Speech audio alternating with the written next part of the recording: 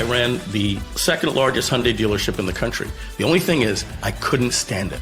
I went from making no money online to about $75,000 a month online. I quit the car business. We've gone through a lot. Inflation, gas prices, and there's no end in sight. Interest rates are going up. That's eventually going to have a long-term effect on things like layoffs and things like that. To this day, I still have people that are like, I don't know why you're successful, your stuff's terrible. Well, you have 10,000 subscribers, so maybe I'm doing something right. Quit taking the YouTube courses and just look for what's working. You don't have to be an expert at something, but you have to at least be passionate about it. You have to know that there's at least 1,000 people that are interested in that. I know people on YouTube that make hundreds of thousands, if not $1 million a year, and then they have a very small audience.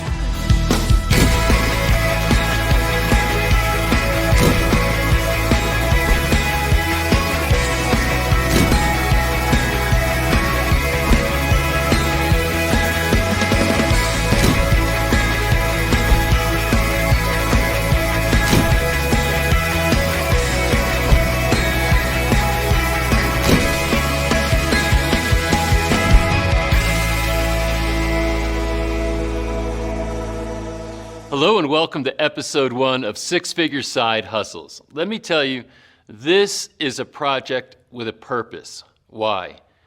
What's going on in the world right now is we're finding that inflation is really squeezing people, meaning that when they go to the grocery store, they go to the gas pump, and they go to other places, they're finding that it's costing more money just to meet their basic necessities. That has caused them to need more income, and increases in salaries or pay has not increased commensurate with inflation. And that's just one of the problems. There are other issues that people are having just trying to make ends meet.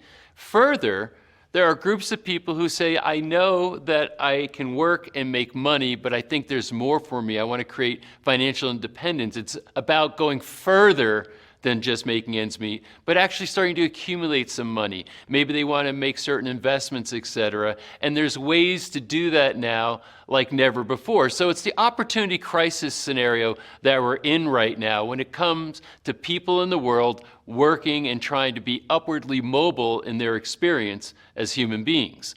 Six Figure Side Hustles is about being able to deliver to you actionable content and information and inspiration that can cause you to go from where you are financially today to a new level by leveraging your time into more income in ways that might be actually stimulating and exciting for you. So let me tell you why this particular project ignites me. I love seeing people becoming more successful, and success doesn't only mean making more money, because I know a lot of people who make a lot of money and they're miserable. That's not your destiny, I hope. It's certainly not mine. It's about being able to create more income, more abundance in your life, but also have a good time doing it. And it doesn't mean that every minute is joy and you're turning handstands and so on. It means that you can feel fulfilled by what you're doing, that there's meaning in it, that you're putting something into the world, you're getting rewarded for it, and that your financial standing grows and becomes more abundant. That's what this series is all about. I believe we have assembled the best experts in the world who have great advice and insight on varying ways that you can leverage your time into something that's going to be very meaningful from a financial perspective and, quite frankly, a spiritual perspective. So that's what this is all about. You and I are going to go on a journey, and this journey is going to add up to something by the time we're done, and I'm very excited about that. So thank you for being here. Thanks for taking this journey with me. We take your time very seriously, and I'm committed to not wasting any of it. Now, one of the things I would love for you to do is to share this. We're just starting episode 1 now. So what does that mean? There's time for other people you may know to jump in and get on this journey with us. And I'm a big fan of what's referred to as the study buddy. When you have someone that you're sharing this journey with, it is a fact that the probability of your success in outcomes from this experience, watching Six Figure Side Hustles, will go up substantially. So not only are you helping someone else, you're helping yourself. You can watch the episodes together, you can share your notes, you can talk about what you learned, you can interact on it, and when you do that, man, does that amplify your outcome. So number one, thank you if you will refer somebody in. It means a lot to us. We want to build our audience here. We want to serve as many people as possible. But number two, it's something that's going to have an impact on you also, a positive impact, and make the experience just better for everybody. So it's win-win-win. Please share this. Just take the link that you have, forward it to some friends, let them jump into this.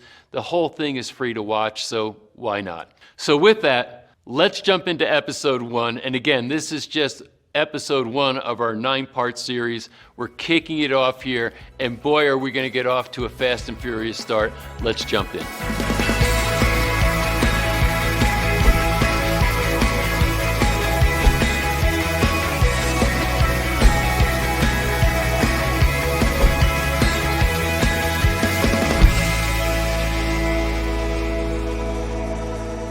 Before I interviewed Mike Filsaime, I have heard of him because he had such a great reputation in the entrepreneurial world. But once I got into the interview, I was mesmerized. His experience, his wisdom, his ability to articulate it was something I felt to be foundational for success for anybody who's looking to move into a side hustle, who's saying, I'm going to become responsible for an income that I'm going to create on my own. Let me tell you, listen to this interview, take notes, study it. It's a masterclass in and of itself on how to succeed in a side hustle. And I have to tell you, when I was done with this interview, I was overly enthusiastic, and you're about to see why. Let's jump in. Mike, thanks for taking this time. You're a person who provides tools for the people that we want to serve in this audience. So I think this is going to be a very fruitful conversation. So I appreciate you being here. My pleasure. Thank you. So let's just start with your background. How did you get to be doing this kind of work and developing the type of tools you have developed over your career?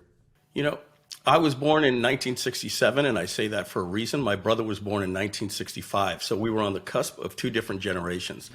My brother was kind of at the end of the baby boom, and I was starting the beginning of Generation X. So that means by the time he graduated in 1983, listening to Led Zeppelin and Pink Floyd, the Commodore 64 had come out.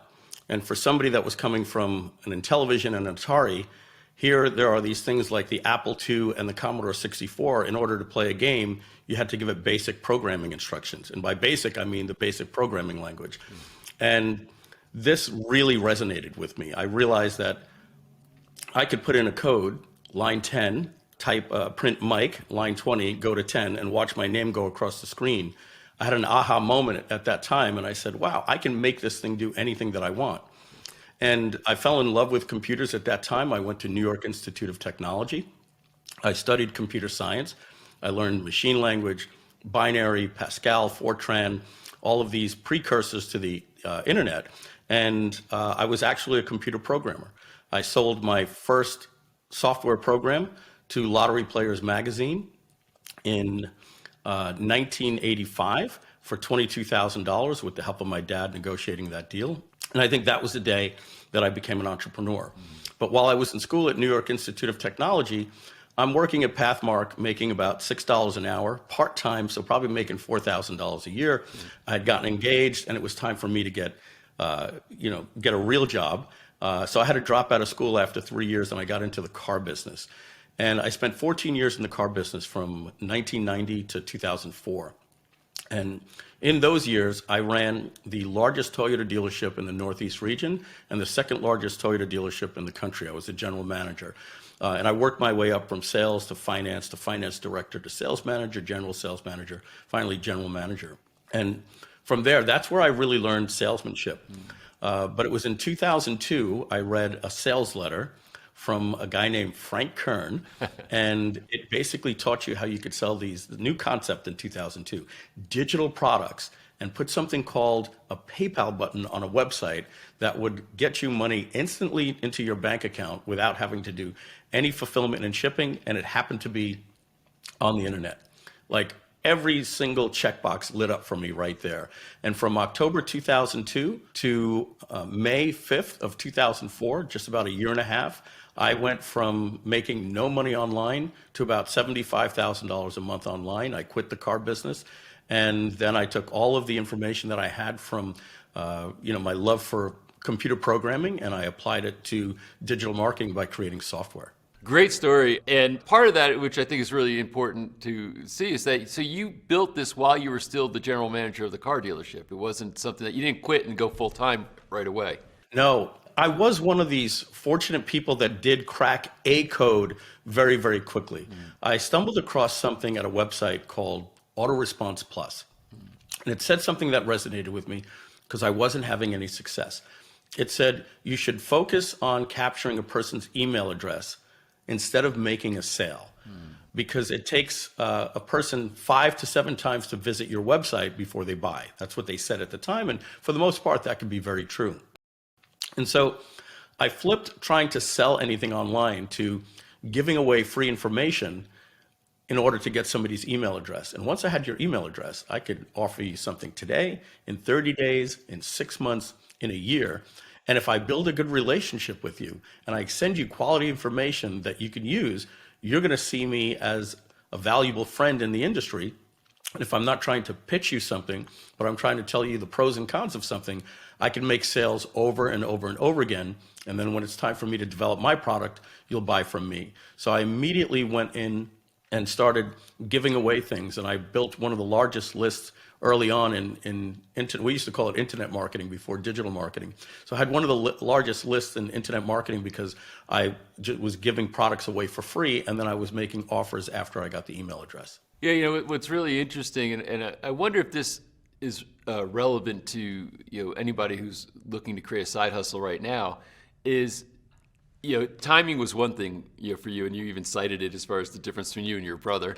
And then secondly, the fact that you had this programming background, but then you had a really strong sales background, retail sales, at least, or in a car dealership, et cetera. And then you get, kind of lightning struck when you got the Frank Kern letter, and now you're saying, wait a minute, if I could look at doing something on the internet, my programming background comes to play, my sales experience comes to play. I could put these things together, and I can do something, that's quite meaningful and profitable. Do you feel like what people should be looking at themselves when they're looking at trying to create a side hustle and say, what do I know about? What do I kind of have some expertise in or some passion around? Like, what comes first? Do you look at the opportunity first or what your skills are first? How do you see it? So I think the very first thing out of the book, Good to Great by Jim Collins, he talks about something called the intersection of the 3 circles. And that's what creates your hedgehog concept. The hedgehog is good at one thing. It's being chased by the wily fox, who is good at everything, and it has tactics and it's stealth. But the bottom line is the fox, with all of its wit and everything, can't ever compete or take over the hedgehog, because the hedgehog knows one thing: when threatened, roll into a ball and put out my spikes. So that's one thing that works very, very well against something that could be a lot better in many ways. So for that metaphor, the intersection of the 3 circles, if you picture kind of like the links, the first 3 circles in the Olympic circle, you'd have circle number 1, circle number 2, and then circle number 3, and they're coinciding circles. The first circle, you want to make sure that you're putting in your passion. The second circle, you want to put in something that you have a deep expertise about. And then the third circle is understanding how the economics work in that marketplace. If you can put those 3 things together, you're guaranteed success. And I like to call that the Derek Jeter formula. You get to, Derek Jeter is a kid that dreamed of being a Yankee, and by some miracle, he actually he wanted to be shortstop for the New York Yankees. And even if you're the greatest baseball player prodigy in the world, that doesn't mean you're going to get picked by the New York Yankees. You could end up on the Seattle Mariners. But Derek Jeter was a highly paid athlete, and every single day he woke up and said, I can't believe I'm getting paid to do this. So that's what it means about putting your passion in that first circle. If you put your passion in the first circle, you'll never work a day in your life, and money is going to be a byproduct of helping people. But you take someone like me that came from the car business. I spent 14 years in the car business. I was very good in the car business. I ran the second largest Hyundai dealership in the country. The only thing is, I couldn't stand it. I woke up every day and I cursed the world. So getting out of the car business and going online, the last thing that I wanted to do was create a product to teach people how to buy a car or how to not get taken over by a car dealership. I just wanted to get out of it. So it is important to make sure you do those things. And the other thing is, just because you're passionate about something, if you're not an expert at something, you're going to look like a fraud. So you definitely have to find something where both of those things match. But if you do, like I said, it's like finding gold at the end of the rainbow. Yeah, you know, I've used the example relative to what you're saying is that I have a great passion for playing guitar, but you know, and I said it's kind of a good thing that I'm not that good at it, because I probably would have been in for a life of struggle as a musician. But I just don't have the talent. I like to go watch Eric Clapton. I just saw him recently actually and see what somebody who's really an expert at guitar is. But just because if you have a passion without real skill, make it a hobby, I guess is kind of the idea. Yeah. You got to find what your strengths are. So you then evolved in a sense that you're doing really well in your own business online, as you described, but you now make tools to make it easy for guys like me who want to go and do some online business, where these tools can help them accelerate their entry to the market, if you will. So describe the type of tools you make and why you decide to make these tools. We make tools for digital marketers to make it easy for them to run their online business. But we also want to make it affordable, and we want to make sure that if we're going to make a tool, if it stands alone, it's going to be the best in its industry. Mm-hmm. What we found, and by the way, every single company I'm going to mention is a rock star stud of a company. So please understand, I'm not poking holes at any of these companies. But in order to have success online, you need to have a few things. Number one, you need to have a brand website. Well, that's Wix, and that's Squarespace, or it's WordPress. Mm-hmm. And the truth is, I don't know anybody that's having any success with Wix or Squarespace. Mm-hmm. Wix or Squarespace lets you get a website up and running that looks good, but it's not meant for digital marketing. Mm-hmm. So that leaves you with WordPress. And I like to call it the dreaded WordPress. I'm one of the most technical guys that I know, but whenever I go to a place like Theme Forest and I find a theme and I'm like, oh, this looks great, and then I go to try to do it myself, it takes me 4 hours to figure out how to change the copyright in the bottom footer. So the next thing about WordPress is that it's kind of like a gateway to other paid applications. So people say it's free, but then you have to attach 13 different apps, plugins they call it, to make it work. Many of them are paid. And as anybody knows with WordPress, you log into your WordPress panel and it says WordPress 5.739 update. And you say to yourself, I am so scared to click that upgrade button because the last time I did that, my webmaster told me I broke everything in the site. So that's WordPress. But then you need funnels. In order to do funnels, you need something like ClickFunnels. It's going to cost you $99. And what is a funnel? Can you explain what a funnel is for somebody who might not know? Sure. A marketing funnel, it goes in a different idea than a brand website. A brand website is like a brochure. You give people all the information. They have navigation up at the top, contact us, about us, our mission, our vision, many different places for them to go. It's kind of like an all-you-can-eat buffet, which is the worst thing you ever want to do for direct marketing. For direct marketing, you want to have a simple linear message with one call to action. So a funnel brings somebody in with what we call micro commitments. Using a psychology called commitment and consistency, if we can get somebody to give us a small commitment, they're going to be more likely to give us bigger and larger commitments as they go through the funnel. So the first thing we want to do is we want to flip the script. Instead of trying to sell somebody something, we want to give them something for free, like a free audiobook or a free report or a free video or a free module. And by saying, enter your name and email address below or on the form on the right of the page, I'm going to give you this free information, that person is going to select that they are part of that target audience by saying, I'm going to give you my name and email address. If somebody's not interested, they bounce, and that's okay. And now we move them through a funnel, which is a series of pages. The next page might be maybe like what we would call a tripwire page. And a tripwire simply means it's a small way to get their credit card, maybe for $1 or $3 or $7. After that, we're going to have an upsell, and that upsell can be for any price. Sometimes it could be for $47 or sometimes it could be for $1,000. It all depends. And then you would have upsells and downsells, and eventually the customer would end up at a thank you page. Mm-hmm. And so a marketing funnel is a way for you to bring somebody a targeted person into your ecosystem and give them a clear, concise message, one message at a time, to ultimately sell your product. So that's what a funnel is. And to do that, you need something like ClickFunnels or Lead Pages, and that's going to cost you about $99 to $299 a month. Then to sell your products, you're going to need something like Infusionsoft or Samcart. You'll need affiliate software like Post Affiliate Pro or Infusionsoft. You're going to need to be able to email your customers with marketing automation, and that's something called ActiveCampaign. If you want to have a store to sell your merchandise, like I have my little Groove shirt on here, so you can create a tribe or sell supplements or physical products, you're going to need a Shopify store. On top of that, you're going to need to do video hosting, professional video hosting, because you don't want to be using YouTube, because then there'll be ads on your pages, sometimes even your competitors. So you have to pay for something like Wistia or Vimeo. And you want to be able to fulfill your product. And in order to do that, you'll need something like Kajabi or Thinkific or Teachable. Every one of those platforms are great. The only thing is they're going to cost you $99 to $299 a month. And when you're just getting started, you must have these tools to get started. And it's going to cost you about $3,000 a month. And then you got to figure out how to get all of those things to work together while you're trying to make your videos to sell your product. So you have to be not only a marketer, but now you have to be a technician, or you have to hire somebody, yet another cost to do that, and making it all work together. So what we did at Groove is we created a platform that combines all of those things together, and we give it away for free.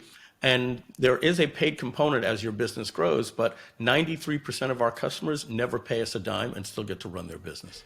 So I'm kind of chuckling a little bit, because I have used probably 80% of the things you just mentioned, over the years, that I've been in this type of business. And incidentally, just because terms, some people might be new to a lot of these terms, direct marketing. Why don't you give your definition of direct marketing so people know what you mean by that as compared to other forms of marketing? Direct response marketing is a very particular type of marketing. The first way you can identify direct response marketing is every single person in the world will make a statement like, well, that doesn't work in my kind of industry. If you're ever going to say that, then you're the exact person that should be using direct response marketing. Dan Kennedy has proven that by bringing direct response marketing to companies, industries like lawyers and accountants that thought that you couldn't use direct response. So direct response focuses on understanding your avatar and using sales letters. Back in the day, in pre-internet, you actually did direct mail. You would get a list from a magazine. So if you wanted to sell a fishing rod, well, then you would get a list from fishing magazines. Now you had the targeted customer, and you would write a sales letter to them using what's known as sales copy. That has evolved when we got on the internet. We all used sales letters, and we used to call them long form sales letters. But sales copy can even come in the form of a short form sales letter, which is what we would refer to as like an opt-in page, where you give a good headline, a sub-headline, a couple of bullets, and a place for them to enter their email address, or the start of a funnel. So sales letters now could also be in the form of webinars, or what we call a VSL, which stands for a video sales letter. But the bottom line is that we're going away from the brochure website, where people can come to a website and they're seeing all of these different things, and we're using sales copy and a linear funnel to move people through and establish a relationship with those people through we call it know, like, and trust, by building value and offering a special offer if they buy now. So these things are very, very simple. There's free information available everywhere on the internet. If you just look up direct response marketing, you'll get a lot more information. Yeah, I kind of got the first hint of this as a customer pre-internet from Jay Abraham. So I think I listened to an interview with him on cassette, with Tony Robbins or something, and he made an offer for these, these free tapes that he would send just to validate what you're talking about here. And literally, I got this bag of tapes in the mail for free. I said I'm going to go for this offer. I listened to them. They stimulated ideas, and literally the ideas that I got from the free tapes, and this is important because you want to give something of really good value up front, it literally generated millions of dollars in revenue for me. So and to the point where I was like, I just wanted to buy something there's some exchange because I got so much value out of the free stuff, and then I went back and it built all the things you talked about, especially trust, and I started to follow Jay, and over time, I actually got to know him.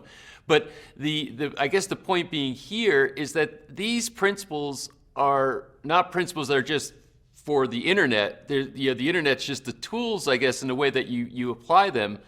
But they're more generalized in the sense that they worked before there was ever such a thing as internet. Now you just need the tools to be able to apply these principles, using digital marketing, if you will. That's right. Digital marketing, even before the internet, we were exposed to it every single night with what we would call the late night infomercial, right? There was the great Ron Popeil, who passed away just about a year and a half ago, but he was the person with "you just said it," and then the audience would go and forget it.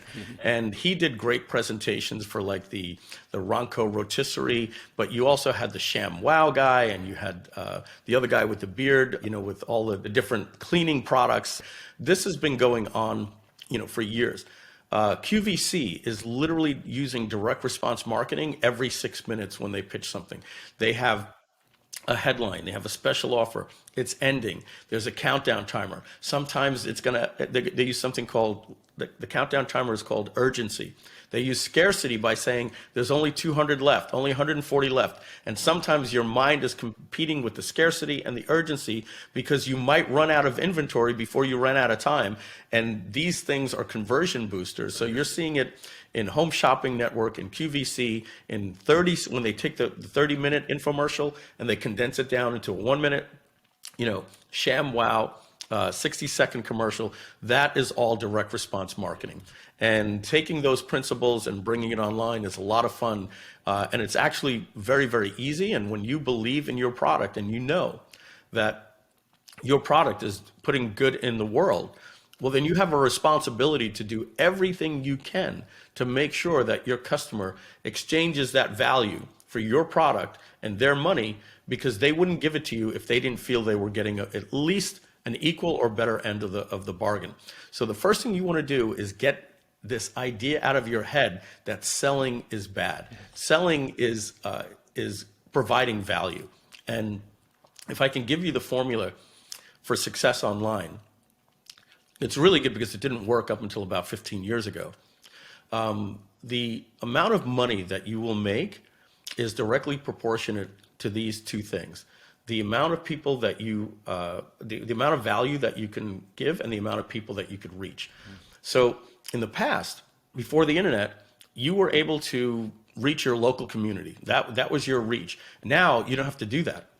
You could reach a global audience, and you'd be surprised how many people right now are typing in something that you could help them with, and they're paying someone else because you're not on the internet.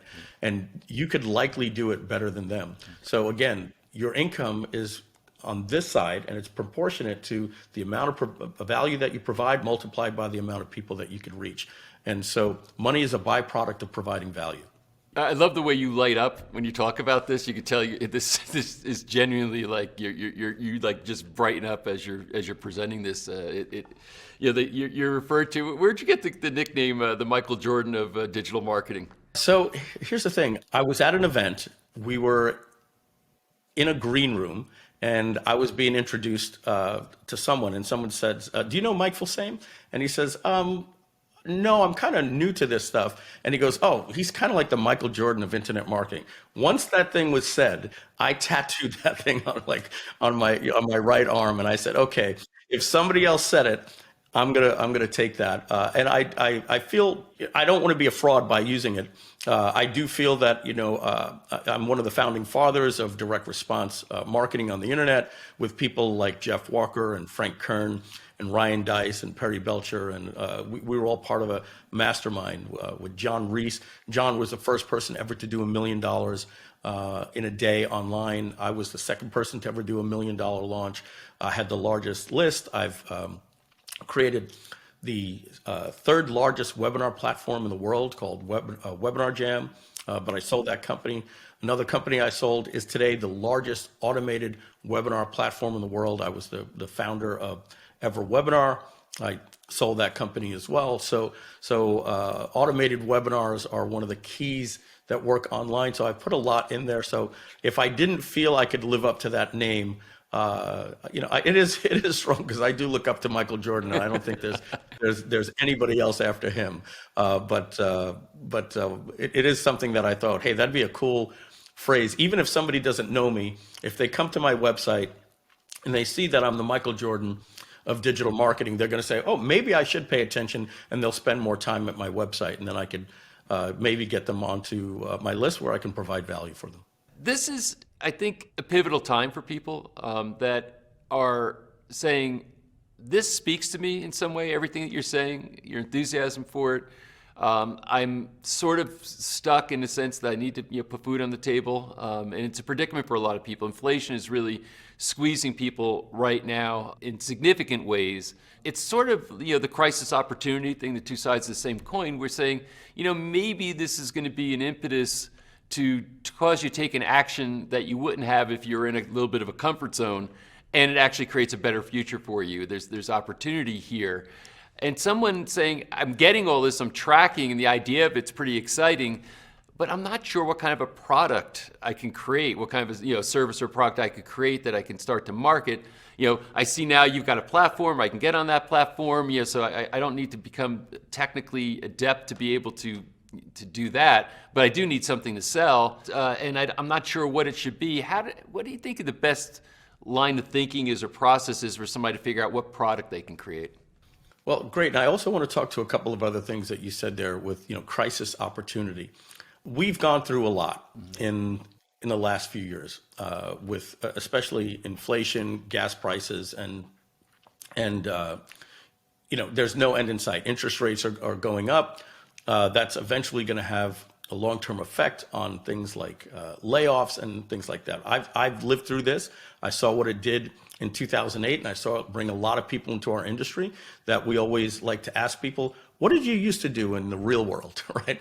And then say, oh, before this, I was a so-and-so. And going from that mentality of working for someone else, where essentially you went to school to learn an education to apply to a trade, or you went and learned a skill to apply to a craft. It doesn't matter.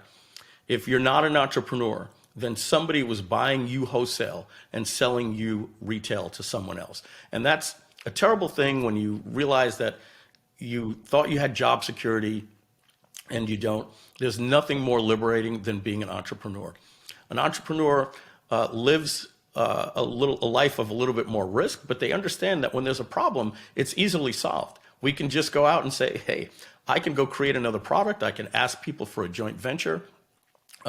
Just a little bit of math. I once heard John Reese say this, and it just clicked in my head.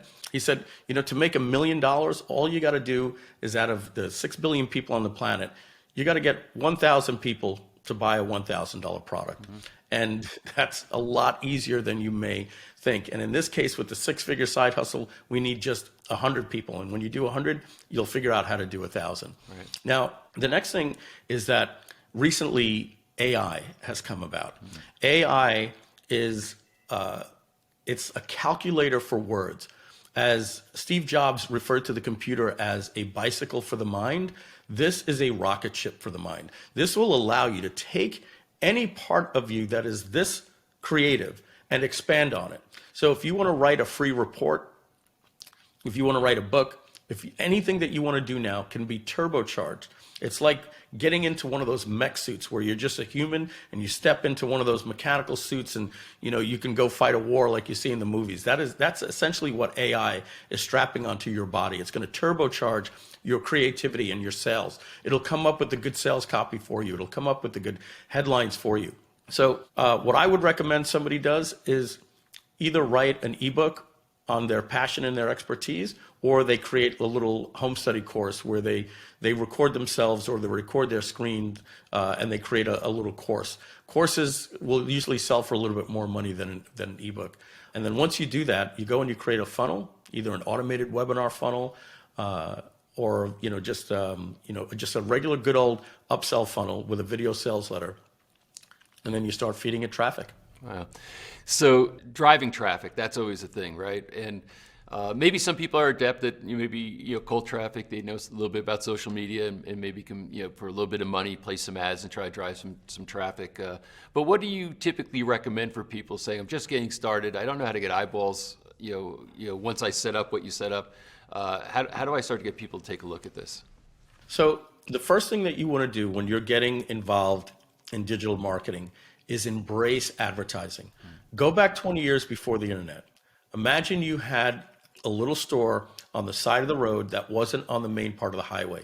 The first thing that you would do is you would say, hey, I want to get in the Yankee Trader, or I want to get into the Newsday. These are things from Long Island, little names where I came from. And you would realize that without advertising, nobody's going to walk in your door. Now, you can definitely go down the road, and you want to be doing all of these things eventually. But when you're starting out, you want to remember the hedgehog concept. Get good at one thing. Some people like to use social media, or they like to go to LinkedIn, or they like to focus on SEO. Why? Because they say it's free.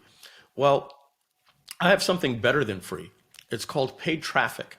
When you can spend $1 today to get $2 back, it's not only free, it's better than free. You're getting a return on investment. So many people start out their very first day of digital marketing and they say, well, spending advertising is going to cost me money.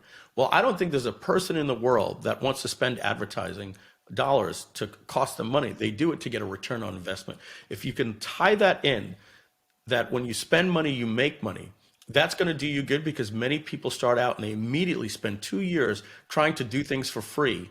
And I equate that to planting seeds and then walking all over the place, like Johnny Appleseed. He planted seeds all over the place, but he never saw the apple trees grow because he wasn't there to do it. I'd rather just buy sod. I just bought a new house. I want grass today. That's buying traffic. I've got a green lawn in the front and the back while my neighbors are waiting to see if their grass is going to grow. And so if you're going to start advertising, the two easiest places to start would be Facebook and pay-per-click with Google. Starting with pay-per-click is probably the easiest concept to understand, because you just tell Google, what is somebody searching for that's looking for my product?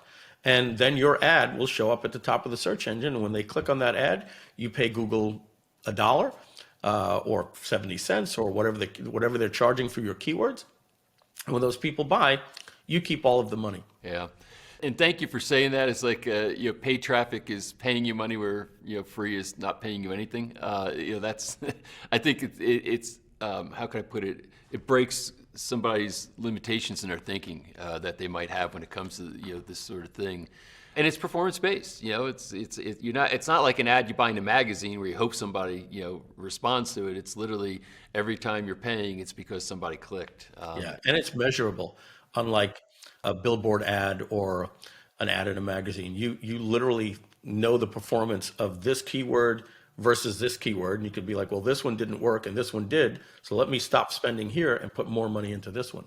A lot of people have this perspective, and it's kind of a defeatist perspective, is, I think I missed the boat on this. When you go back to the early days of your mastermind group, and I know a lot. I'm surprised we haven't met before. I know a lot of people that you talked about that were in that group, and it was the heyday. And to some people, the opportunity was so much greater then, and that ship has kind of sailed. So it's not as easy to get in and actually make something of this.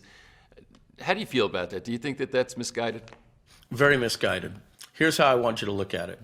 You're at the Super Bowl or the Daytona 500 or, some mega Italian festival in New York City. If you see 7 stores at a food court, the last thing that you want to say is, well, somebody beat me to it. There's already 7 stores. No, you want to be like, dang, I want to be the 8th store. Because there's a crowd of people with a line going out the door for 20 minutes just to get a hot dog. Maybe you could sell them pizza. That's what the internet is right now. We went through the wild, wild west. We have all the arrows in our back. We figured this out for you. When I got started, we had to code websites by hand. We didn't even have WordPress. We were using Microsoft Front Page. We had to use something called FTP software, all of these different things that are super complicated right now.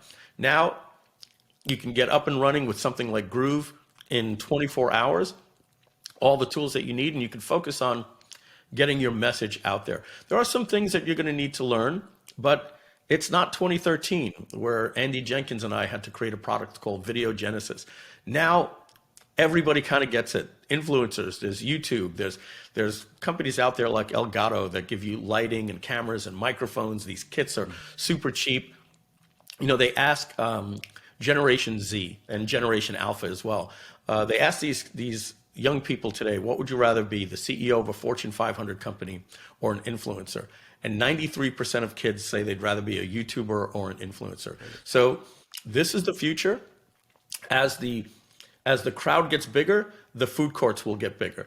It's kind of like suburbs, right? There was a city first in Manhattan, and then they built out and they built out. And every single time the suburbs got a little bit bigger, it was a little rural for a while. But the next thing you know, a new shopping center came up, and we repeated the process. A dry cleaner came up, the bagel store, the deli, the pizza place, the stationery store, the supermarket, the repair shop, over and over and over again. That's what we're seeing online. Just look at your opportunity is to be able to get your store into the next shopping center. That's got to be what you want to do. Just get in the game. It's fun. There's a great industry. There's live events where we get to meet up. I do something called the Marketers Cruise, where 500 people go on a cruise every year and talk about what we're doing right now. You really want to become part of this industry. And there's many Facebook groups where you could find people just like you, where you could ask questions and get solutions. And you're going to find it's a lot easier than you think. I'm going to leave this part of the conversation with this. When you walk around or drive around, success is all around you. Everywhere we go, as you drive by, there's an office building, there's a shopping center, and you look, and that's an entrepreneur, that's an entrepreneur. And it just doesn't end. From car dealerships to service repair shops to restaurants, success is all around you. Online, every time you go into YouTube, there's somebody saying, hi, would you like to learn how to do this? Enter your name and email address. And so they're doing this because by doing it, they have success. So what you want to ask yourself is, if you're struggling, don't say, what's wrong with me? Simply say, why not me? Why them? They're not any smarter than me. They don't have any other talents that I have. The only difference is they saw a video like this and got inspired and they took action. So if you do that, you're going to put yourself on the road to success. Really inspiring, and I think accurate. And you mentioned something earlier that I think is important. That in 2008, necessity created a bunch more new entrepreneurs in the world. Right? There's a big shift towards the big crash, big economic problems, and suddenly there's a bunch of new entrepreneurs. And it's startling how fast an economy can recover when entrepreneurs go to work. And I think we're facing some economic upheavals now, and most people think it's going to get worse. We're going to have a pretty tough time coming up in a generic sense, but it's also again that opportunity to you say if I'm going to do it, now's my time, because things could get a little bit tough otherwise. This has been really brilliant. Any final thoughts you have for the people who are really thinking about jumping into this and creating a side hustle for themselves? Yeah, so my final thoughts are, make sure to get involved with six-figure side hustles. Any opportunity they present to you, make sure to get involved. It's going to put you on the right journey. The first thing that you want to do today is set a goal. I remember hearing this from Tony Robbins back in 1993 when I bought his tapes. And I thought, oh, here we go again, somebody with a goal. But if you don't have a target that you're aiming for, how are you ever going to hit anything that you want? The first thing to do is identify what you want. Next thing you do, brainstorm, however you do it, pen and paper, Google Doc, and put down every single thing that is needed to make that goal work. And brainstorm it in any order. If you were creating a digital product, you would say, well, I'm going to have to create the product. I'm going to need a domain name. I'm going to need to write sales copy. I'll probably need to figure out how to do support if people have a problem. And I'll need to get a merchant account and just write down all of these different things. And then the secret to success is simply this: putting that brainstorm list into list order. What do I do first, right? You don't want to buy the domain name the day before you go live. So you probably want to put that up at the top. Put it in order from start to finish, and then go to work. It's that simple. When you check off every single item on that list, you're going to have a lot of money in your bank account. Mike, that was great. Thank you for sharing so openly and delivering so much value to the people who are watching this series. And I admire the work that you've done. I think what you've built is fantastic. And why do I get the feeling you're just getting started? Just getting started at 57. I mean, anyway, continued success for yourself, and thank you for contributing to the success of the people who are watching this series. Good to be here. That concludes my interview with Mike Filsaime. This is one that you might want to watch over and over again. I learned a lot from it, and man, I'm around this stuff quite a bit, but I learned a lot from him, and I was really happy to share this interview with you. So thanks for being here.